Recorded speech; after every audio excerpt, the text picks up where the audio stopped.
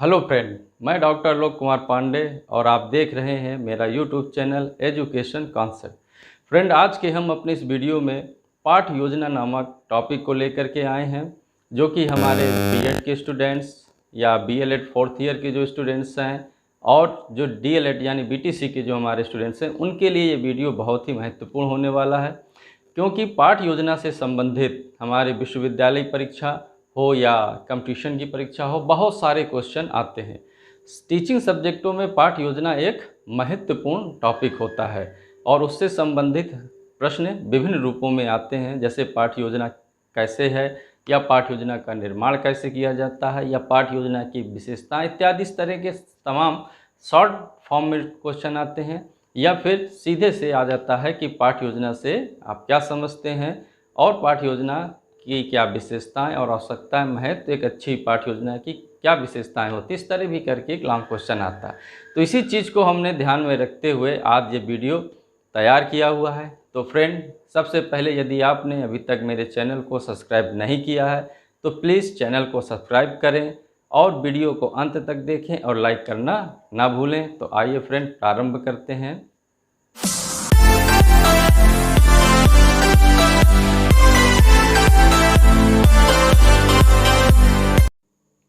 यहाँ हम पाठ योजना के अर्थों को समझेंगे। तो देखिए, पाठ योजना के अर्थ में क्या कहा गया है कि शिक्षण में पाठ योजना का अर्थ शिक्षक द्वारा कक्षा शिक्षण के लिए की जाने वाली क्रमबद्ध तैयारी है।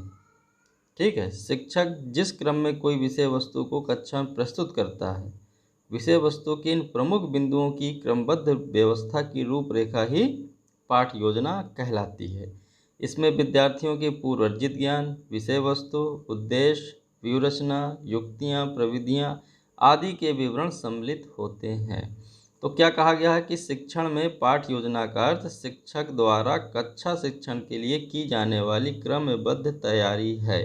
तो जब एज अ शिक्षक के रूप में जब हम अपने टीचिंग के लिए जाते हैं तो हमारे पास एक क्या होती है, एक पूर्व योजना होती है, जिसमें हम यह देखते हैं कि हमें करना क्या है। इसलिए इसे यह भी कहा जाता है कि पाठ योजना एक ऐसा दर्पण है जिसमें यह प्रतिबिंबित होता है कि शिक्षण के समय अध्यापक को क्या करना है, उसके कार्य का उद्देश्य क्या है, इस उद्देश्य की प्राप्ति के लिए किन प्रक्रियाओं तथा साधनों का प्रयोग करना है और विद्यार्थियों से क्या क्रियाएं करवानी है। ठीक है, तो पाठ योजना शिक्षण कार्य को प्रारंभ करने से पहले शिक्षण कार्यक्रम को व्यक्त करती है। तो ये सारी चीज़ें हमारी पूर्व निश्चित होनी चाहिए कि हमारे उद्देश्य क्या हैं, हम किस क्रम में विषय वस्तु को कक्षा में प्रस्तुत करेंगे और विषय वस्तु के जो प्रमुख बिंदु हैं उसका क्रमबद्ध रूप में हम प्रस्तुतिकरण करेंगे। तो ये सारी चीज़ें जब हम एक बनाते हैं, व्यवस्थित करते हैं, यानी हमारा जो प्लान बनता है, एक तैयारी होती है, उसी को हम पाठ योजना के रूप में व्यक्त करते हैं। अब इसमें विद्यार्थियों के पूर्व अर्जित ज्ञान, जो विद्यार्थियों का प्रीवियस नॉलेज है किसी भी टॉपिक के संबंध में, है ना, विषय वस्तु जो हमारा स्टडी कंटेन है, मटेरियल है, वो उद्देश्य जो हमारे एम्स हैं, और व्यूहरचना जो स्ट्रेटजी है हमारी पूरी, ये सारी चीज़ें सम्मिलित होती हैं।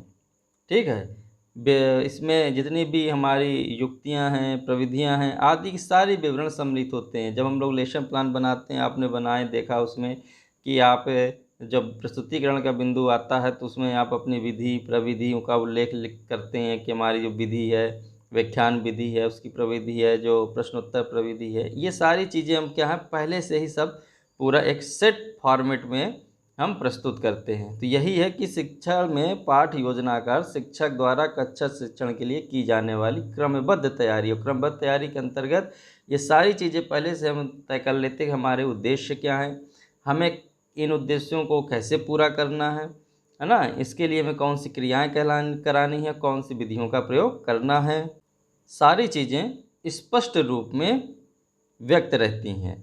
और जब इसके अनुसार हम अपनी कक्षा में किसी विषय वस्तु को क्रमबद्ध रूप में प्रस्तुत करते हैं, तो क्रमबद्ध रूप में इनके प्रमुख जो बिंदु हैं, जो हमने टॉपिक्स बना रखे हैं, वो ऐसे क्रमबद्ध रूप में होते हैं कि बच्चों को समझने में कोई दिक्कत ना हो। तो ये सारी चीज़ जब मिलाकर आप कक्षा में प्रस्तुत करते हैं तो एक पाठ योजना प्रस्तुत होती है। अब देखिए हमारे सामने है पाठ योजना की परिभाषा। तो परिभाषाओं में जो प्रमुख परिभाषा है उनको लेकर हम आए हैं। तो इसमें पहली परिभाषा दी है कि डेविस के अनुसार कक्षा में जाने से पूर्व शिक्षक को पूरी तैयारी कर लेना चाहिए, क्योंकि शिक्षक की प्रगति के लिए कोई बात इतनी बाधक नहीं है जितनी कि शिक्षण की अपूर्ण तैयारी।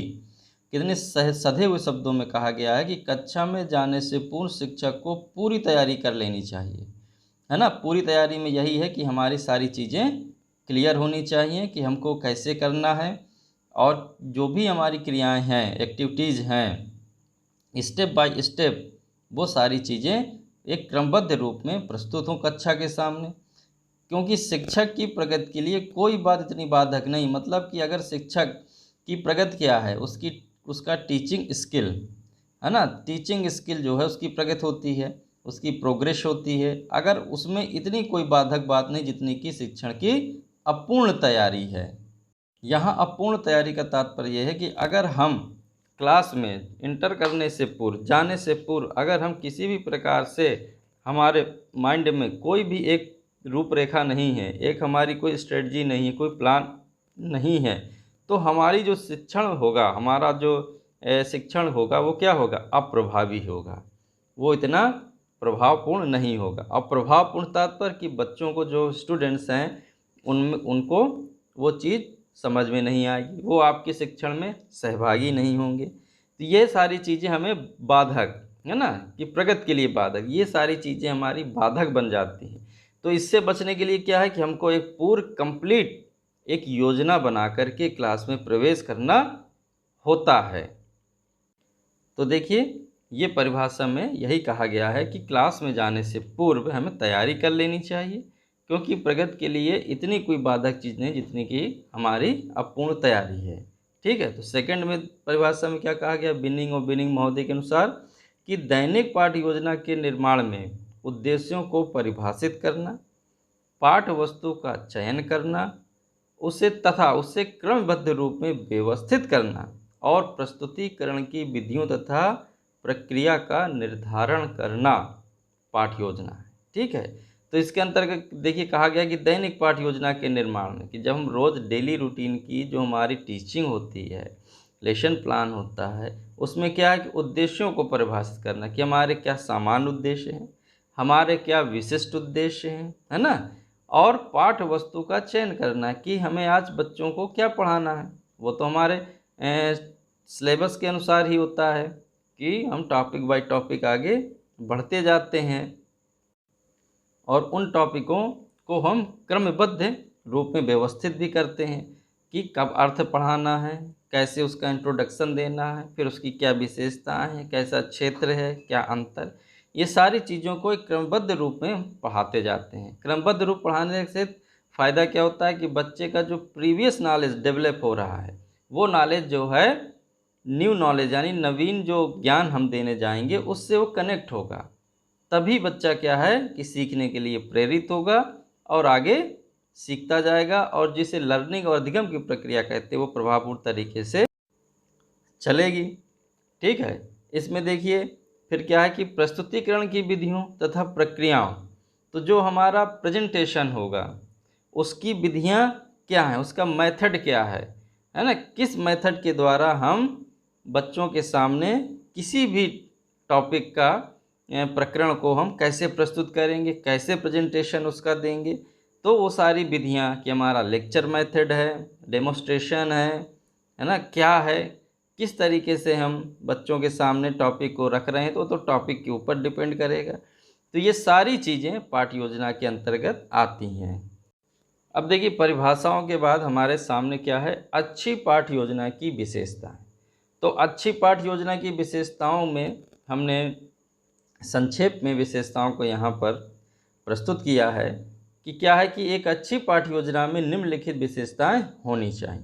तो पहली विशेषता है पाठ योजना उद्देश्यों पर आधारित होनी चाहिए। तो सबसे पहले जब आप लेसन प्लान बनाते हैं तो सबसे पहले क्या कर लिखते हैं कि सामान्य उद्देश्य और विशिष्ट उद्देश्य। तो हम जिस विषय पर, जिस टॉपिक पर अपनी पाठ योजना प्रस्तुत कर रहे हैं वो उद्देश्य पूर्ण होनी चाहिए। उसके उद्देश्य होने चाहिए कि वो उसके अंतर्गत हम बच्चों में क्या डेवलप करना चाहते हैं और क्या ज्ञान देना चाहते हैं। ठीक है ना। तो ऐसे क्या है कि सबसे पहले हमारी पाठ योजना उद्देश्यों पर आधारित होनी चाहिए। तो जैसे हम सामान्य उद्देश्य लिखते हैं कि बच्चे में इस विषय के प्रति रुचि उत्पन्न हो सकेगी, है ना, भविष्यगत हो जाते हैं कि ऐसा कि ऐसा उसमें डेवलपमेंट होगा। अब जब हम विशिष्ट उद्देश्य की बात करते हैं तो टॉपिक सेंटर्ड होता है हमारा, विषय वस्तु केंद्रित होता है कि आज हम बच्चों को किस प्रकार का ज्ञान देना चाहते हैं इस टॉपिक के माध्यम से। तो हम लिखते हैं कि आज इस बात का ज्ञान कराना, इसके विषय में बताना, प्रकार के बारे में बताना। तो ये हमारे उद्देश्य पहले से क्लियर होना चाहिए। सेकंड क्या है कि पाठ योजना के विशिष्ट उद्देश्यों को विषय वस्तु के संदर्भ में सुसंगत होना चाहिए। तो जो मैंने बताया कि जो विशिष्ट उद्देश्य होते हैं वो विषय वस्तु सेंटर्ड होते हैं, उस पर आधारित होते हैं, केंद्रित होते हैं कि क्या आज हम पढ़ा रहे हैं और उसके माध्यम से बच्चों को क्या ज्ञान देना है। ठीक है ना। तीसरा है पाठ योजना की भाषा सरल और बोधगम्य होनी चाहिए। तो जो भाषा है वो सरल होनी चाहिए, स्पष्ट होनी चाहिए। सरल से तात्पर्य स्पष्ट होनी चाहिए। जब चीज़ स्पष्ट होगी, जैसे हमने पीछे लिखा है कि क्रमबद्ध रूप में, तो जब हमारे अंदर हमारी पाठ योजना में ये क्वालिटी होगी कि वो स्पष्ट है और क्रमबद्ध रूप में चल रही है, तो उससे क्या होगा, बोधगम्य जो अंडरस्टैंडिंग की जो क्वालिटी है वो उसमें होगी। तभी बच्चा जुड़ पाएगा कि वो एक क्रम में चल रही है और उसका प्रीवियस नॉलेज जो है और उसके जो नवीन नॉलेज से कनेक्ट होता जा रहा है। फिर अगले है कि पाठ योजना के अंतर्गत विषय वस्तु को तार्किक अनुक्रम में प्रस्तुत किया जाना चाहिए। अब तार्किक अनुक्रम क्या है? तार्किक अनुक्रम वही चीज़ है कि क्रमबद्ध रूप में, कि पहला जो हमने बच्चे के सामने बिंदु रखा उस बिंदु का दूसरे बिंदु से कनेक्शन होना चाहिए। जब आप पाठ योजना बनाते हैं तो पहला बिंदु, जब किसी चीज़ का इंट्रोडक्शन देते हैं, उसको समझाते हैं, फिर आप उससे बच्चे से क्वेश्चन करते हैं, जो उसने सीखा है, ज्ञान अर्जित किया है, उसका थोड़े सा आप मूल्यांकन करते हैं, फिर उसको जो सिखाने जा रहे हैं उससे उसको जोड़ते हैं, है ना। इस तरह से जो विषय वस्तु बच्चे को प्रस्तुत कर रहे हैं वो एक लॉजिकल फॉर्मेट में प्रस्तुत होनी चाहिए, वो कनेक्ट होनी चाहिए। जो सीखा है, जो सीखने जा रहा है, उससे उसका कनेक्शन स्थापित होना चाहिए। तो इस तरह तार्किक अनुक्रम भी होना चाहिए। अगला है कि अधिगम क्रियाओं के चयन में किसी प्रकार की अनियमितता नहीं होनी चाहिए।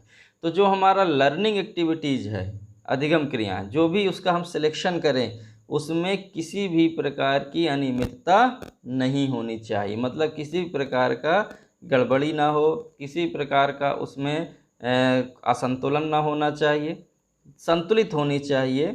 जो भी क्रियाएं हम सेलेक्ट करें, जिनका भी हम चयन करें कि हमको जो है ये एक्टिविटीज़ करानी है जिसके माध्यम से हमारे टॉपिक क्लियर हो सकेगा।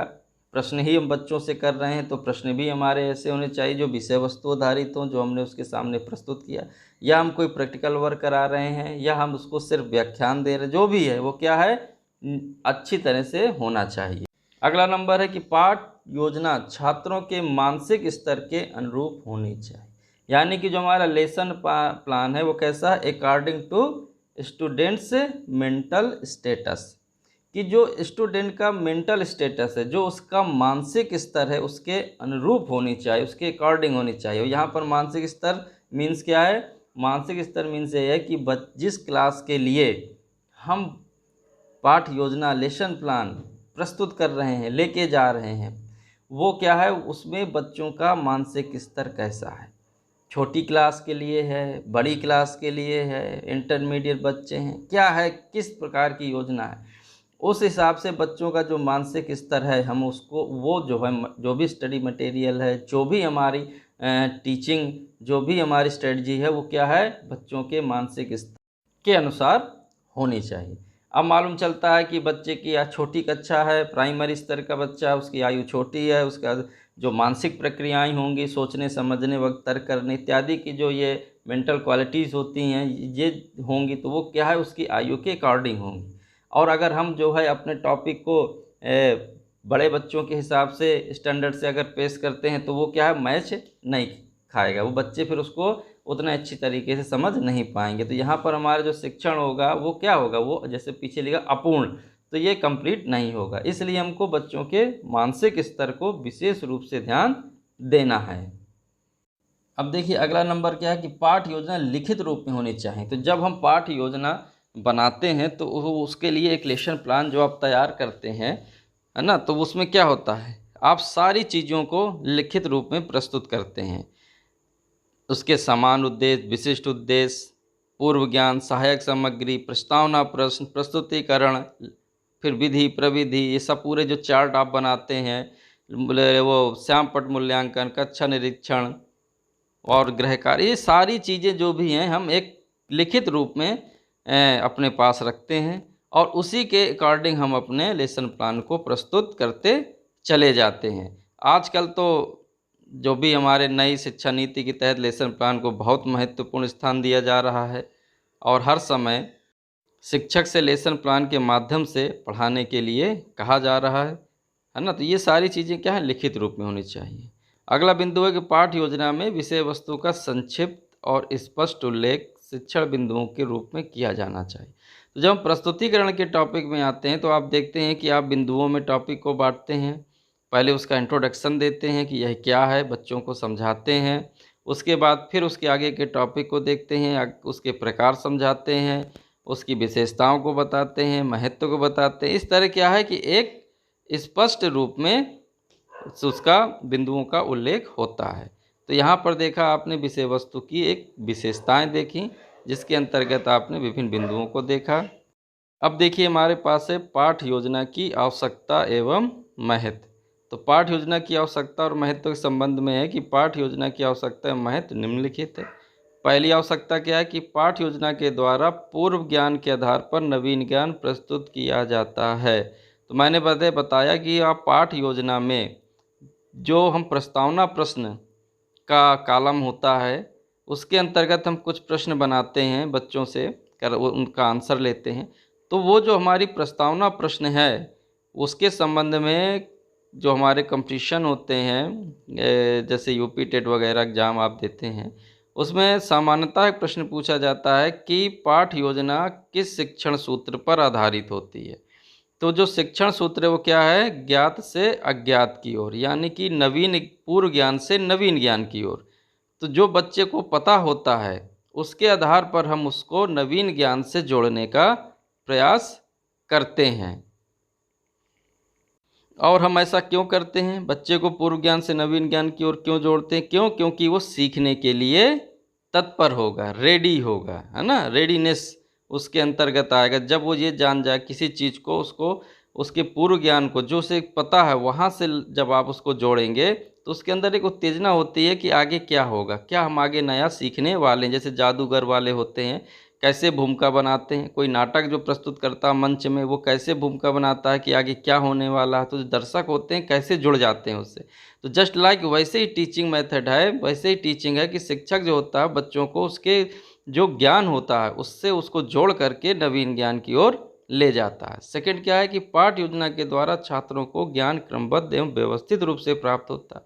तो जो हम विशेषता देख रहे थे कि जो भी बिंदु हम प्रस्तुत करते हैं उससे क्या है एक लिखित रूप में, उसे क्रमबद्ध रूप में, स्पष्ट रूप में, व्यवस्थित रूप में बच्चों के सामने प्रस्तुत करते हैं जिससे बच्चे जुड़ते चले जाते हैं। आगे क्या है कि पाठ योजना की सहायता से शिक्षक पाठ संबंधी लक्ष्यों एवं उद्देश्यों को ध्यान में रखता है। शिक्षक तथा विद्यार्थियों को उनकी प्राप्ति हेतु प्रोत्साहित करता है।